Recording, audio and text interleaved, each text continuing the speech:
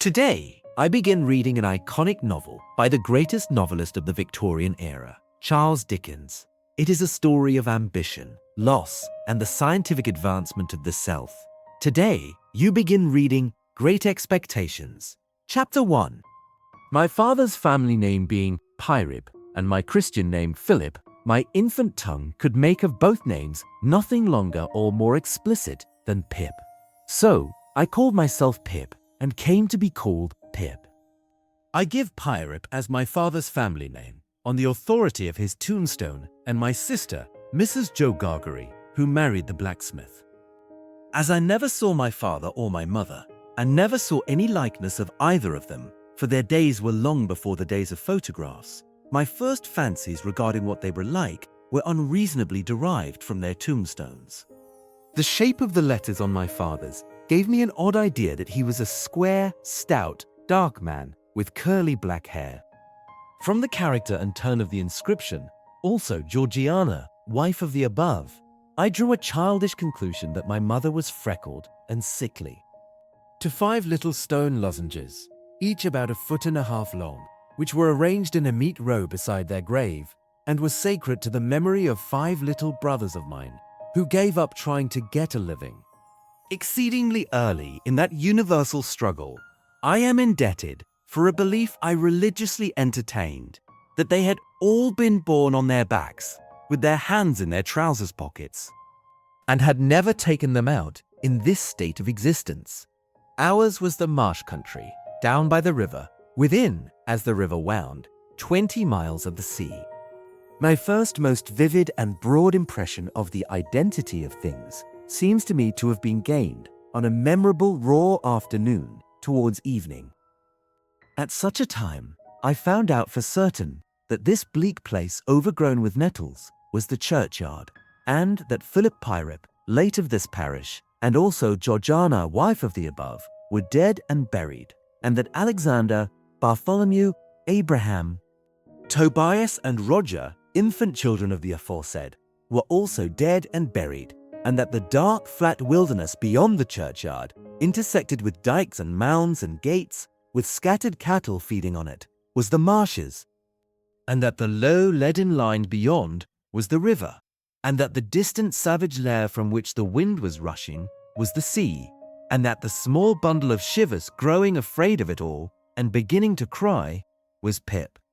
"Hold your noise!" cried a terrible voice, as a man started up from among the graves at the side of the church porch. "Keep still, you little devil, or I'll cut your throat!"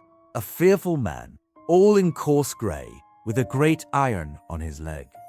A man with no hat, and with broken shoes, and with an old rag tied round his head.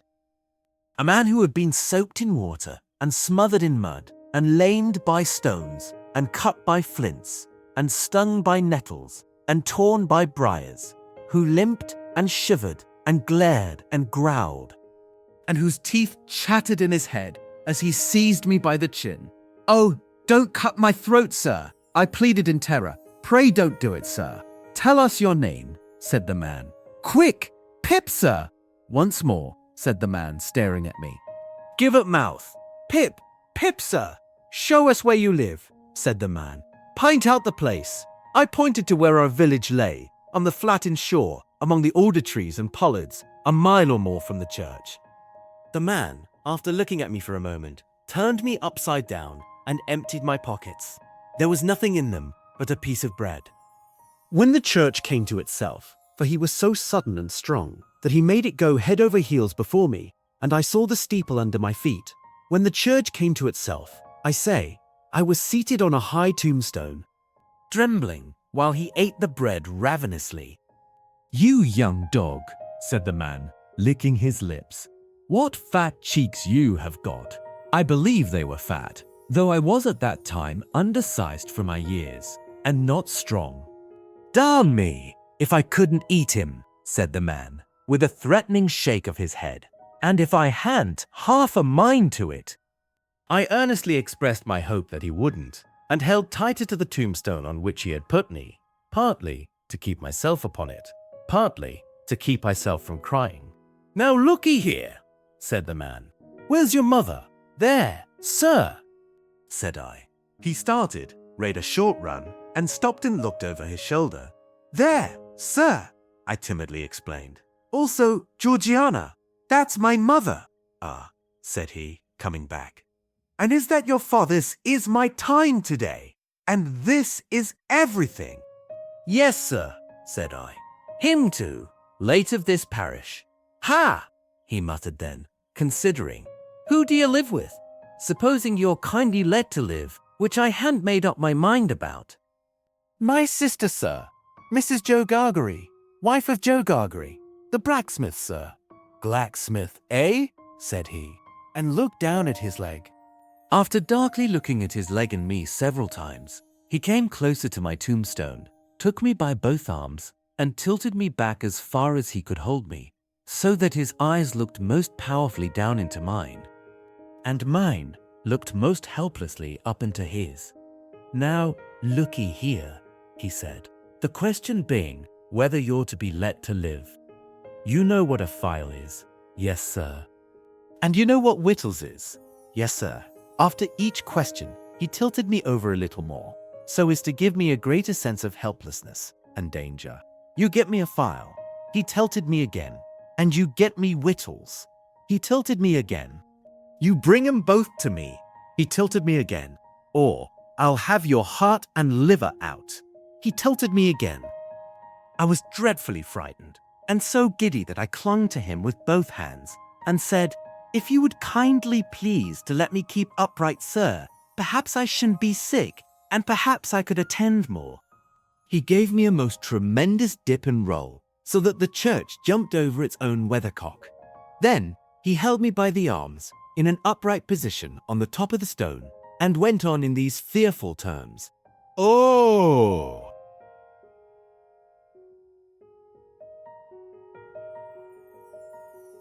You bring me, tomorrow morning early, that file and them whittles.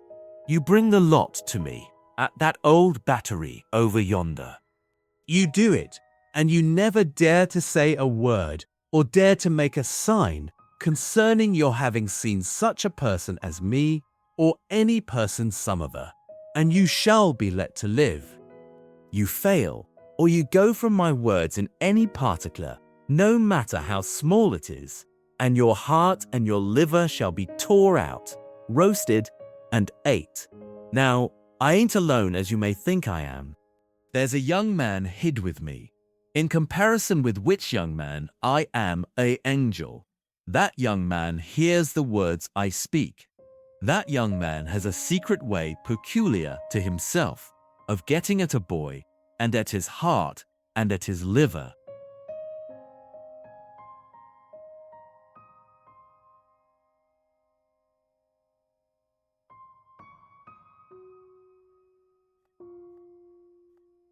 It is in vain for a boy to attempt to hide himself from that young man. A boy may lock his door, may be warm in bed, may tuck himself up, may draw the clothes over his head, may think himself comfortable and safe, but that young man will softly creep his way to him, and tear him open. I am keeping that young man from harming of you at the present moment, with great difficulty. I find it very hard to hold that young man off of your inside. Now, what do you say? I said that I would get him the file, and I would get him what broken bits of food I could, and I would come to him at the battery, early in the morning. Say, Lord, strike you dead if you don't, said the man. I said so, and he took me down. Now, he pursued, you remember what you've undertook, and you remember that young man, and you get home. Good night, sir, I faltered. Much of that, said he, glancing about him over the cold, wet flat. I wish I was a frog, or an eel. At the same time, he hugged his shuddering body in both his arms, clasping himself, as if to hold himself together, and limped towards the low church wall. As I saw him go, picking his way among the nettles, and among the brambles that bound the green mounds, he looked in my young eyes, as if he were eluding the hands of the dead people, stretching up cautiously out of their graves, to get a twist upon his ankle and pull him in. When he came to the low church wall, he got over it, like a man whose legs were numbed and stiff, and then turned round to look for me. When I saw him turning, I set my face towards home and made the best use of my legs. But presently, I looked over my shoulder and saw him going on again towards the river, still hugging himself in both arms, and picking his way with his sore feet among the great stones dropped into the marshes here and there, for stepping places when the rains were heavy or the tide was in. The marshes were just a long black horizontal line then, as I stopped to look after him, and the river was just another horizontal line, not nearly so broad nor yet so black. And the sky was just a row of long angry red lines and dense black lines intermixed. On the edge of the river, I could faintly make out the only two black things in all the prospect that seemed to be standing upright. One of these was the beacon by which the sailors steered, like an unhooped cask upon a pole, an ugly thing when you were near it. The other, a gibbet, with some chains hanging to it, which had once held a pirate. The man was limping on towards this latter, as if he were the pirate come to life, and come down, and going back to hook himself up again. It gave me a terrible turn when I thought so, and as I saw the cattle lifting their heads to gaze after him, I wondered whether they thought so too. I looked all round for the horrible young man, and could see no signs of him.